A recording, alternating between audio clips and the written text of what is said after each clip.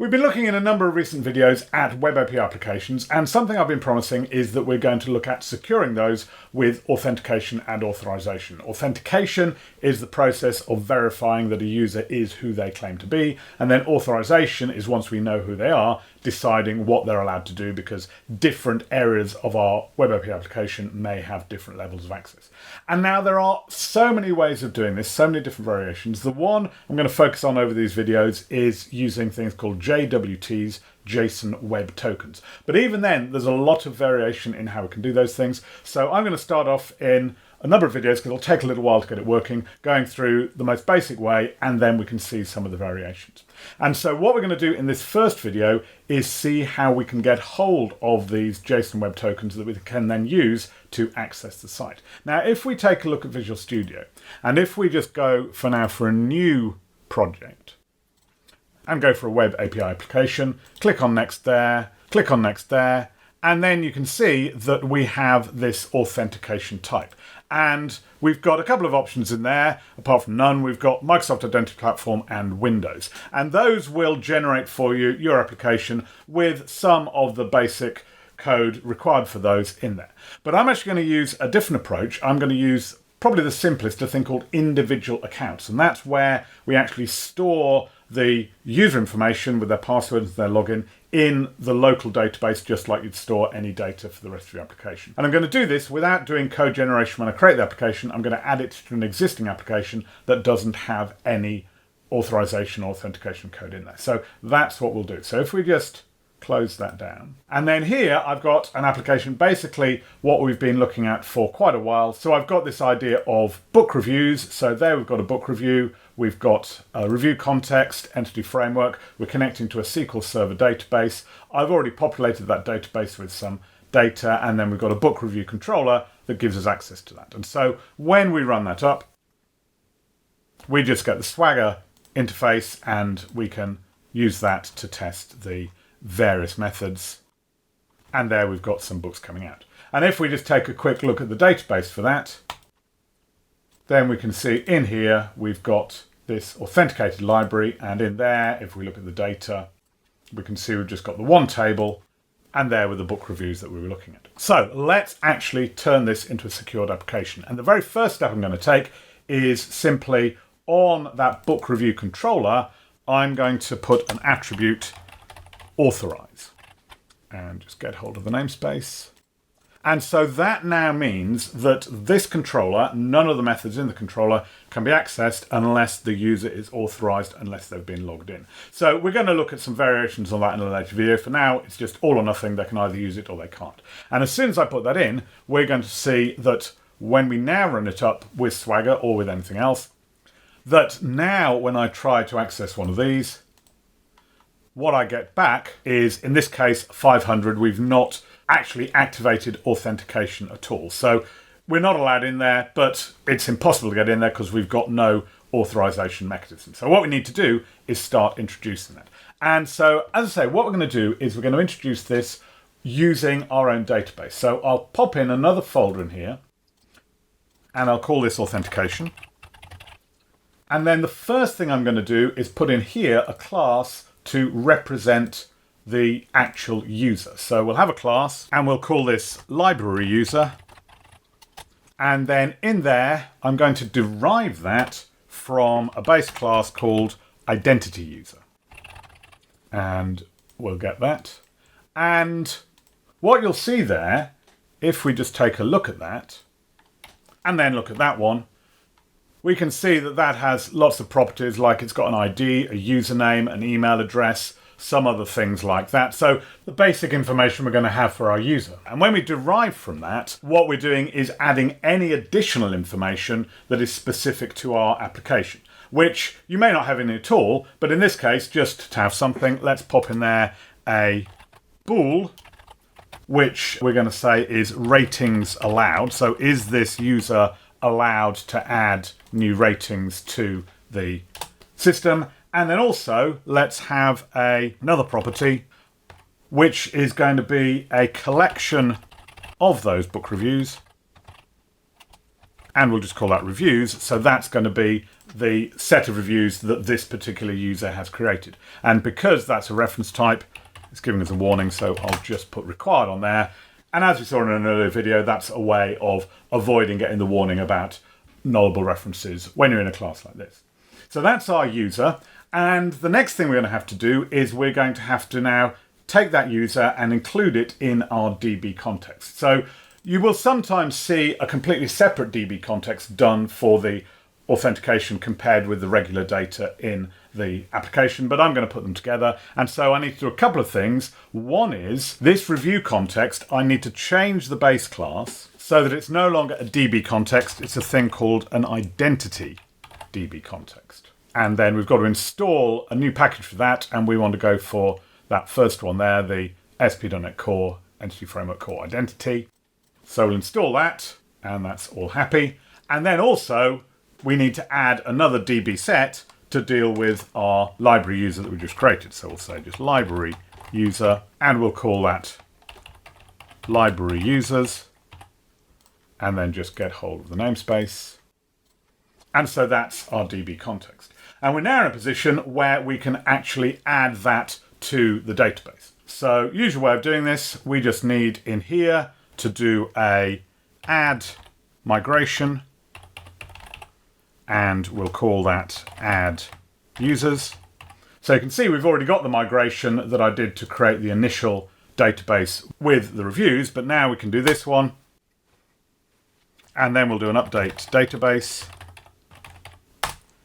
and that will generate the new tables in the database, as we can see.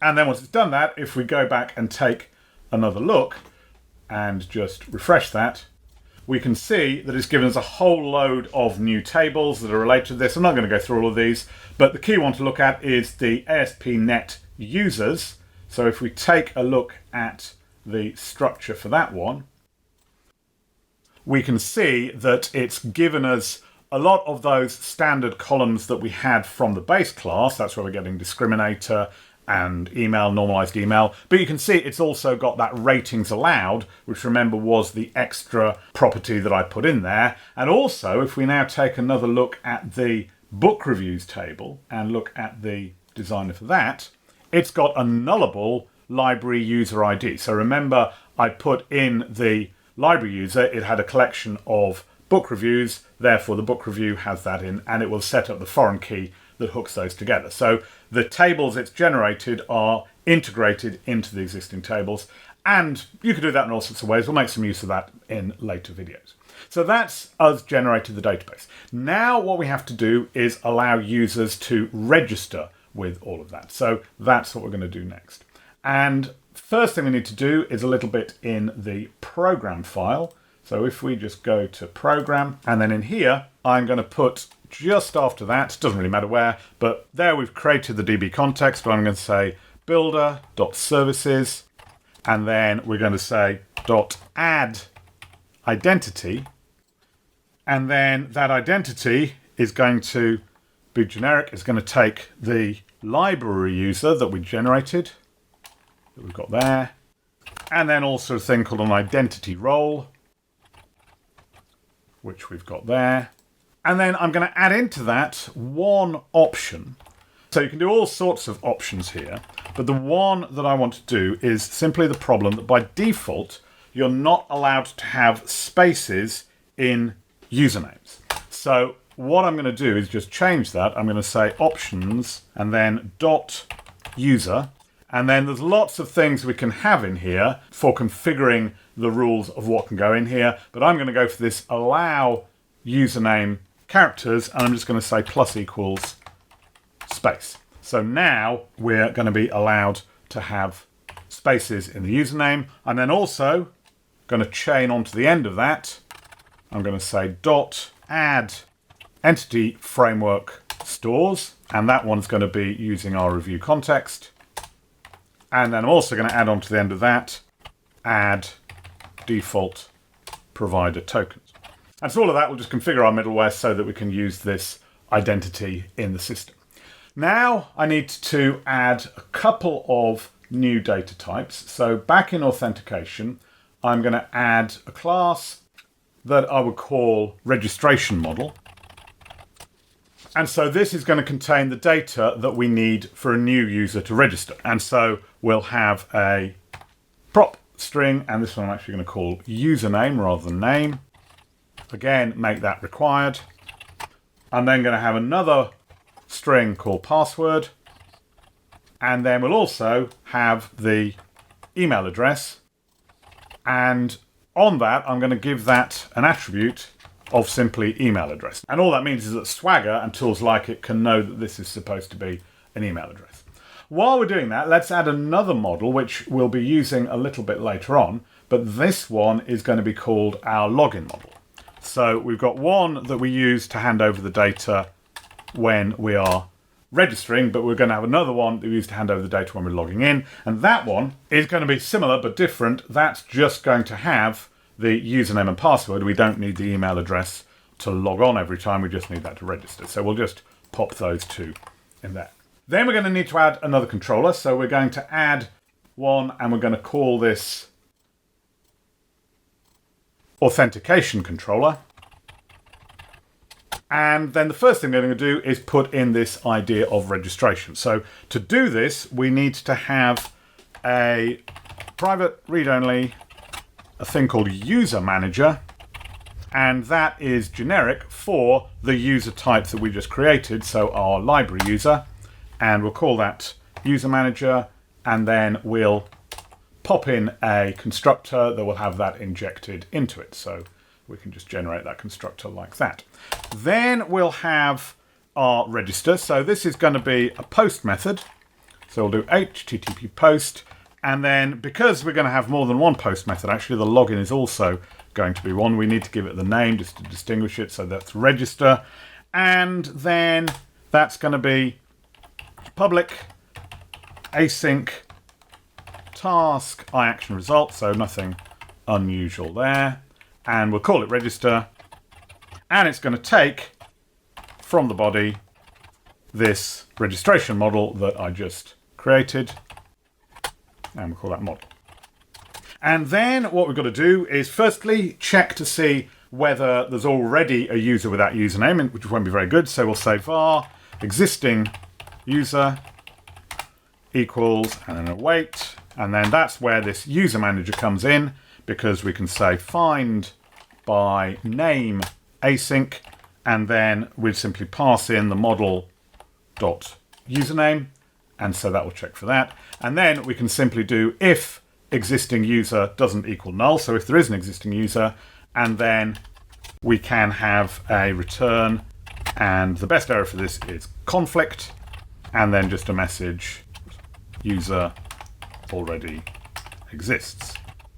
Want to give back the minimum amount of information, because a hacker could start making use if you told them any more than that, but you've at least got to tell them the user exists so they know they've got to go for a different name. And because we've returned conflict, we also need to be putting on the produces response type that we looked at in earlier videos, and that's going to be status codes dot, and then if we find conflict in there, that's going to be 409 conflict. So we've bailed out if there's already a user, but now we need to create the new user. So we're going to say var new user equals new library user. And then in there, we're going to say simply reviews equals, and then we'll just have an empty list of book reviews. And then the username is going to be model.username. And then the email is going to be model.email. And then something we also put in there, and this is something from the base class, we put in a security stamp that basically just means that you've got something unique for each one of these. So we do this with a GUID. So GUID.new GUID, and then turn that into a string. Okay, so that's our new user created. Then we need to actually add that in there. So we can say var result equals await, again on the user manager, and then create async new user, and then also we pass in separately model dot password in there, and that will create the user with that password. And then finally we can just say if result succeeded, then we can simply return an OK user successfully created. Else, we're going to return a status code of internal server error. So that's a 500. And then a bit of explanation on that. So we can say something like failed to create user. And then we can put all that together with a string dot join. And then we'll just do a space separation of from that result dot errors dot select. And then error gives e dot description. And then on the end of that, semicolon. So that may again be giving out too much information, but for now, when we're developing, I think that's worth having. And so we just need, just to be complete on there, we need to have the status of 200 OK, and then we also need the status of 500 internal server error. So those are the possibilities. So now we've got the ability to register. So let's run that up. And you can see we've got that new authentication controller with the register method. And we can see there, because remember I put that email attribute on the email property, then we can see it showing us in the example the correct format. So let's try that out. So I'll go for username, Jasper space Kent. So remember I allowed spaces when I was setting it up in the program. Password, let's just go for PA$W0RD, so a standard test password, leave the email the same, and if I execute that, then we're getting back user successfully created. And if we take a look back in Visual Studio and go and look at the database again, and if we look at this ASP.NET users, then we can see we've now got that one in there. And you can see the information that I've put in there. And also, just worth pointing out, is the password is encrypted. This uses a technique of hashing, sometimes referred to as one-way encryption. And that basically means that even if somebody stole this database, they could not look up that password information. I may do a video later on explaining exactly how that works, but it is a very secure method that we have in there. So we've registered. Now, having registered, we need to log in. So that's something else we're going to have to add to the authentication controller. And another class I'm going to put in here, actually, I'm going to add a new class. And this one I'm going to call login response. And on there, I'm going to have two things. I'm going to have a string, and that string is going to be this JWT, this JSON Web Token that I've been talking about, is the key to this whole thing. And because it's a string, we'll make it required. And then I'm also going to have another property, which is going to be a date time, which is going to be an expiration date. Because as we'll see, the thing about a JWT is we set it up with an expiration that typically could be a few hours ahead, whatever you like, depending on your security issues. But we can create the token, and that will then be a valid login without any further reference to the database until you go past that expiration. We'll see how that works over this video and later videos as well.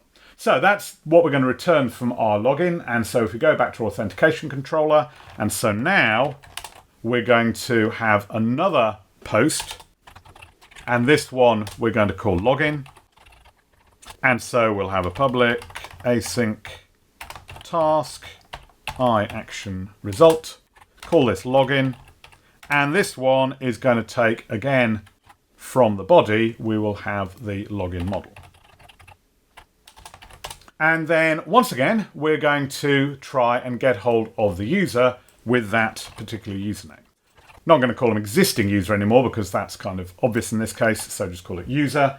And then we've got to verify that they've got the correct password. So we can say if user double equals null, so if we don't have a user at all with that name, or, and then not await, and then user manager once again, and then check password async, and we pass in there the user object and the password that's been given there.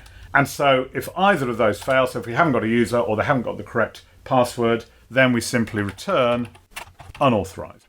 Okay, don't give them any information at all, because you don't even want to tell them they've guessed the username wrong or guessed the password wrong. If it's a hacker, you don't want any of that. And again, that's going to mean we need a producer's response on there. So if we grab that and put it in there, and that's going to be the unauthorized, which is the 401 that we have there. Then if they've successfully logged in, we need to give them some claims. So now we're going to say var auth claims, so authorization claims, equals new list of claim, and then the main claim that we need to give them is the claim that they are who they say they are. So we do a new claim and then claim types. Just get hold of the namespace there. Claim types dot name, and that's going to be model.username. And then also, for security reasons, we make sure that we add another claim, and this one is, we use JWT registered claim names, and again get hold of the namespace for that, .jti, and that one we simply set to something unique. So this is to prevent what's called a replay attack, so that we know that every set of claims has this unique stamp on it, so that it can't have this idea of replay attack. Again, details of that I may go into in a later video if people are interested in that. Okay, so now we've got to take that list of claims and some other information and turn it into this idea of a JWT, a JSON Web Token. And to do that, we've got to put a couple of things into the app settings file. So if we go in here, and in this we put in a new section called JWT, whatever we want to call it really, but that's the simplest one. And then in there, we put a couple of things. We put a valid audience. And because we're only developing this, that's going to be pretty simple. I'm just going to set this up as the URL on localhost to this site. So if we go for https://localhost, and then if we just take a look in the launch settings, we can see that when we're launching this, that's going to be on port 7203. So if I just grab that and go back in there. So that's that one set up. And then I'm going to do exactly the same thing, only this one is going to be valid issuer. But then the really important one is we need to have a secret. And basically this is the encryption and decryption key for the JSON Web Token we're creating. And that just has to be a long, effectively random string of characters. And although there's lots of ways you can generate this, one quite easy one we can do is if we go to a site called grc.com/passwords, then when we go there, we can see that's just, each time we go there, it generates a brand new set of passwords. And the one that I'm going to go for is this 63-digit alphanumerical one. So if I just copy that, and then that is going to be my secret that we have in there. And so that's going to be used. And obviously you want to keep that secret, not let anyone know that, because that could break the entire of your security. So let's now go back to the controller. And so what we're going to do in there is we're going to say var key equals, and then we're going to say new symmetric security key. We're going to use UTF-8 encoding. Get hold of the namespace again. And then we're going to use that to get as a string of bytes. And then we're going to need to get hold of our secret. Now to get hold of our secret, I'm going to need to have access to the config file. So up here, we'll put in another injectable object. So we'll have a private read-only I configuration called _configuration. We'll add that in to the existing constructor because that'll get injected. And then down here, those get bytes, we're going to say are going to be on _configuration. And then we're going to read out that JWT :secret that I just put in there. And that has a slight chance that it could be null if there's nothing in there. So we're going to just put the null coalescing operator and throw a new invalid operation exception and just secret not configured. Unlikely that that's going to happen, but we've got to cover that just so it's safe in there. So that's going to be, if we throw an exception, that will be a response type of 500. So we'll pop that one in there just for completeness, and need another those round brackets. So that's basically just taken that and turned it into a string of bytes. And then we can say var token equals new JWT security token, and then in there we're going to have the issuer. And remember, that issuer is something else we put in our configuration. So we'll say underscore configuration JWT issuer. We're going to do the same sort of thing with the audience, which we also put in there. And then we're going to put on this idea of the expiry time. So remember, I said this token is only going to be valid for whatever time after it's issued. So that's easy enough. datetime.utc now, and then .add, and let's go for hours, and let's give that 3 hours. So once they've logged in, this will be valid for 3 hours after that. We then also put in those claims. So we say claims, and then that set of claims that we just created. So auth claims there. And then finally, we have signing credentials, and we put in a new signing credentials, and that takes the key that we just created based on our secret, and then also the algorithm we're going to use, and we're going to go for SHA-256, which is a fairly standard one. You could do it in different ways as long as you're consistent when you're encoding and decoding. That should be fine. So that's all of that. And then finally, we can return that token. So we simply say return, and then it's an OK. And then remember, we created that login response precisely for this. So there's our login response. And what we're going to do with that is simply say the JWT token equals, and then we've got to do a new JWT security token handler dot write token, and then pass in that token. So that basically turns it into a string, which is what we want to send back. And then also, remember, we've got expiration on there, and we can get hold of that just by saying token.valid2. And so that's handing back the information we want. So that's now our login. And I just noticed I got that wrong. What we had in the config file were valid issuer and valid audience. So let's run that one up. And we've already registered. So if I just go to login and try it out, and then remember my username was Jasper Kent, and my password was PA$W0RD. And if we execute that, then you can see there is the response. So there is when it expires in 3 hours time, but there is the token itself. So that is information which we'll see in the next video, because we're running out of time here, will allow us to get into that secure controller for the book reviews or whatever it may be that we want to. But just before we finish here, there's one way we can take a look at what's actually going on in that token. Because if we go to another useful website called JWT.io, and that allows us to actually enter that JWT. So you see there's a sample one there, but let's take the one that we had there, paste it in, and it will partially decode it for us. So there's 3 sections hidden away in there, separated by those dots. So the first section in red, that is simply base64 encoding of the information it's telling us there, so the algorithm that was used and the fact it's a JSON Web Token. Then the purple section, again, is simply base64 encoded, so there's no secrecy about it, it's just a compact form, but that's telling us the information that we passed in there. So we can see in there the 2 claims that we had of the name, that unique GUID that we created, and also we can see the expiration that we've got in there as well.